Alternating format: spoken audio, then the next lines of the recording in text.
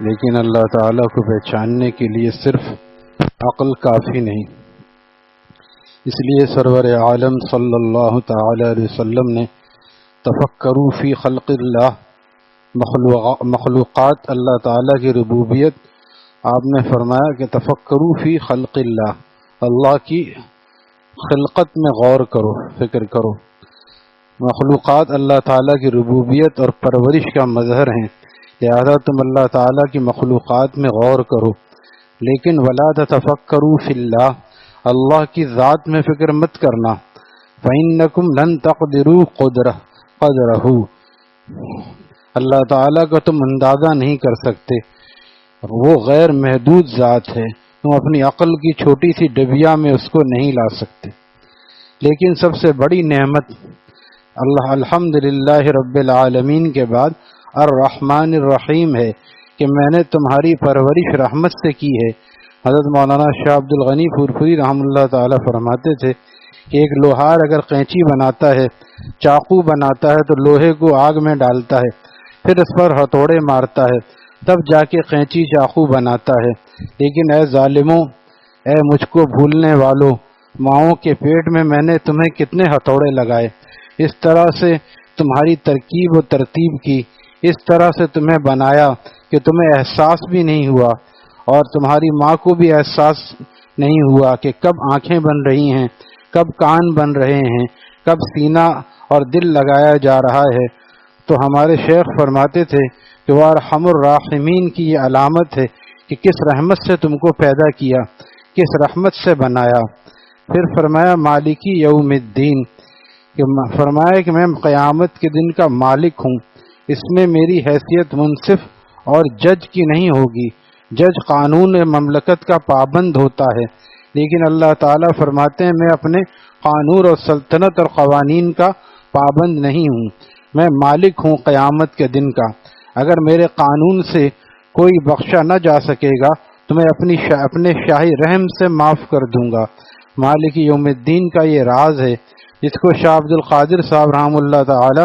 شاہ ولی اللہ رحمہ اللہ تعالی کے بیٹے نے فرمایا کہ عرش اعظم کے سامنے لکھا ہوا ہے سبقت رحمتی غضبی، میری رحمت اور میرے غصے میں جو دوڑ ہوئی تو میری رحمت آگے بڑھ گئی۔ شاہ عبد القادر صاحب مصنف تفسیر موضح القرآن اور شاہ ولی اللہ رحمہ اللہ تعالی کے بیٹے لکھتے ہیں کہ عرش اعظم پر لکھا، عرش اعظم پر اللہ نے یہ کیوں لکھایا ہے؟ فرمایا کہ یہ شاہی رحم کے طور پر لکھایا ہے، اس کا نام ہے از قبیل مراحم خسروانہ، مراحم جمع ہے رحمت کی، از قبیل مراحم خسروانہ کے معنی ہے شاہی رحم کے طور پر۔ اگر کوئی بندہ قانون سے نہ بخشا جائے تو میں اپنے شاہی رحم سے شاہی رحم کو محفوظ رکھتا ہوں، اس شاہی رحم سے اس کو معاف کر دوں گا۔ جیسے جب کوئی مجرم قانون سے نجات نہیں پاتا اور سپریم کورٹ سے پھانسی کی قطعی سزا ہو جاتی ہے تو اب آگے کیونکہ کوئی عدالت نہیں ہے، لہذا سلطان مملکت سے رحم کی درخواست کرتا ہے، اور اخباروں میں آ جاتا ہے کہ مجرم نے سپریم کورٹ میں ہارنے کے بعد پھانسی کی سزا سن کر اب مملکت کے بادشاہ سے رجوع کیا اور شاہی رحم کی بھیک مانگی ہے، تو اللہ تعالیٰ نے اپنے شاہی رحم کی بھیک کو محفوظ کر لیا۔ مالک یوم الدین کا راز سن لیجئے، وہ مالک ہے قیامت کے دن کا، جج اور قانون کا پابند نہیں ہے، مالک پابند نہیں ہوتا۔ اور یہ بات بھی حکیم الامت نے لکھی ہے کہ فضل اور رحمت بے شمار لوگوں پر ہوگی، فضل اور ظلم کسی کے ساتھ نہیں ہوگا کہ کسی کو بلا وجہ اٹھا کے جہنم میں ڈال دیا۔ نیاؤ نگر نہیں انصافی کا شہر، بلکہ بے شمار لوگوں پر رحم ہوگا، اور سب ہی لوگ جو بھی جنت میں جائیں گے اللہ تعالیٰ کے فضل سے جائیں گے۔ یہاں تک کہ عائشہ نے پوچھا رضی اللہ عنہا کیا آپ بھی اللہ کے فضل سے جائیں گے؟ آپ علیہ السلام نے فرمایا ہاں، میں بھی اللہ تعالیٰ کے فضل ہی سے جنت میں جاؤں گا۔ تو پھر جنت میں کوئی اپنے اعمال سے اور استحقاق سے نہیں جائے گا، سب اللہ کے فضل۔ لیکن پھر بھی یہ اس کا مطلب یہی نہیں کہ آدمی اعمال صالحہ چھوڑ دے، مطلب یہ ہے کہ انسان اعمال صالحہ اپنے فرض و فرائض و واجبات ادا کرتا رہے اور نظر عمل پر نہ رکھے، نظر اللہ کے فضل پر رکھے، اعمال کا کشکول رہے، کشکول ہوگا تو بھوک ملے گی، لہذا اعمال صالحہ کا کشکول بھی ضروری ہے۔ فرائض و واجبات کا اہتمام، گناہ سے بچنے کی فکر، اس کے ساتھ پھر اللہ تعالیٰ کی رحمت کی امید۔ تو فرمایا کہ قضاء الہی یعنی اللہ تعالیٰ کا فیصلہ اللہ تعالیٰ پر حکومت نہیں کر سکتا، یہ مولانا رومی کا عنوان ہے۔ اے اللہ، آپ کی قضا آپ کی محکوم ہے، آپ پر حاکم نہیں ہو سکتی، اس لیے سوء قضا کو حسن قضا سے تبدیل فرما دیجیے۔ اگر جہنمی لکھا جا چکا تو آپ کے لیے تو کچھ مشکل نہیں، آپ ہمیں جنتی لکھ دیجئے، اور یہ سب ہمارے اختیار میں ہے۔ بندہ دعا کرے اور صحیح طرف چلنے کی کوشش کرے۔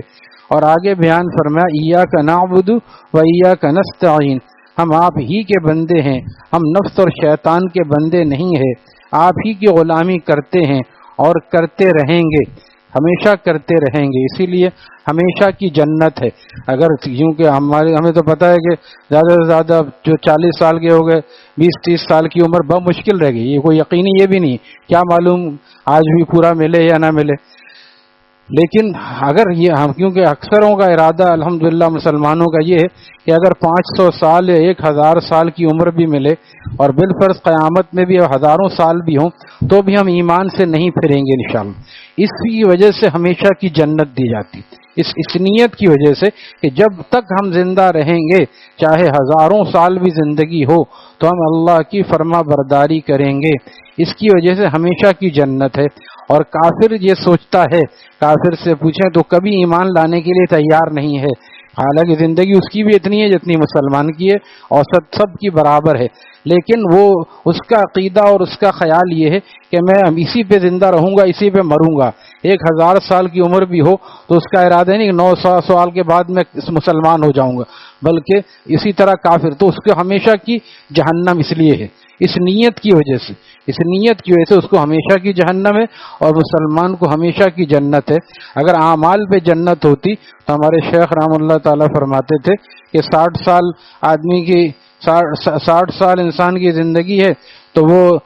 10-20 سال بمشکل اگر اس میں سے نکالیں عبادت کتنی بنتی ہے، اس کو اگر ہم اپنے اوقات کو دیکھیں کہ تو ہم عبادت کتنی دیر کرتے ہیں، 24 گھنٹے میں بمشکل ایک بہت عابد زاہد آدمی بھی اس زمانے میں 2 گھنٹے عبادت کرتا، اور کتنا بنا 60 سال میں 2 گھنٹے کو اگر کریں بمشکل 5-10 سال بنیں گے، تو 10 سال 15 سال لگا لیں تو جنت بھی اتنی ملنی چاہیے تھی۔ اس کے بعد جاؤ اپنا انتظام خود کرو، لیکن اللہ تعالیٰ ہمیشہ کی کیوں جنت دے رہے ہیں؟ اس نیت کی وجہ سے کہ اگر ہم 1000 نہیں 2000 5000 سال بھی زندہ رہے تو اسی دین پر زندہ رہیں گے اور اللہ کی فرما برداری کریں گے، اس نیت پر اللہ تعالیٰ ہمیشہ کی جنت دے رہے ہیں، اور اسی نیت کی برائی خرابی پر کافر کو ہمیشہ کی جہنم مل رہی ہے۔ اس لیے فرمایا نیت المؤمن خیر من عملی، مومن کی نیت بعض دفعہ اس کے عمل سے بھی بڑھ کر ہو جاتی ہے۔ آدمی نیت اور ارادہ رکھے کہ آج میں سونے سے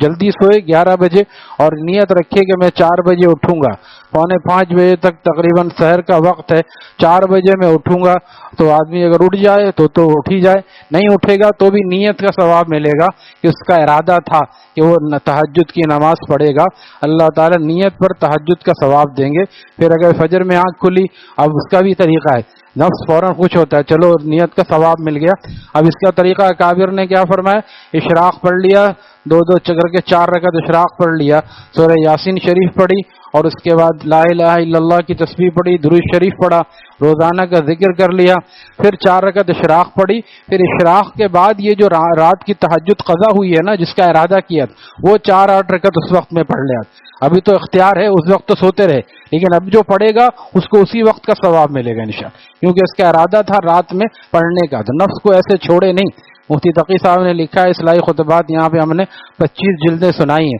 اس میں لکھا ہے مفتی صاحب نے کہ حضرت ڈاکٹر صاحب کے ساتھ ہم سفر پہ تھے اپنے شیخ کے ساتھ، تو ڈاکٹر صاحب رحم اللہ تعالیٰ نے جب مندر پہ ہم پہنچے تو مغرب کی نماز کہیں راستے میں پڑھتے ہوئے چلے گئے، راستے میں جو آدمی پڑھتا 2 رکعت پڑھتا ہے، چلو بھی جلدی آگے جانا ہے۔ اب وہاں سونے سے پہلے حضرت ڈاکٹر صاحب نے ہم سے پوچھا کہ آج آپ لوگوں نے اوابین پڑھی؟ جان کے پوچھا، حالانکہ سب کو پتا تھا، حضرت نے بھی نہیں پڑھی، تو عرض کیا حضرت ہم نے تو نہیں پڑھی، ہم سب جلدی نکلے تھے، تو فرمایا کہ میں نے ابھی پڑھی ہے عشاء کے بعد۔ اب بتائیے، مفتی صاحب پوچھ سکتے تھے آپ کو اتنا معلوم نہیں کہ اوابین نفل ہے، اس کی قضا نہیں ہے؟ تو یہ بتانا چاہ رہے ہیں کہ نفس کو کھلا مت چھوڑو، نفس تو خوش ہو گیا، چلو آج تو عشاء کے بعد پڑھ لو، وہ 4-6 رکعت جو پڑھتے ہو عشاء کے بعد پڑھ لو. یہ کہاں لکھا ہے کہ عشاء کے بعد زیادہ نفل پڑھنا منع ہے؟ نفس کو کام میں لگایا. تو یہ بزرگ اس طرح سکھاتے ہیں اللہ والے کہ ہم نفس کو بجائے راحت دینے کے نفس سے کام لیں، نفس سے کام لیں. جس طرح آدمی اب عید کے بعد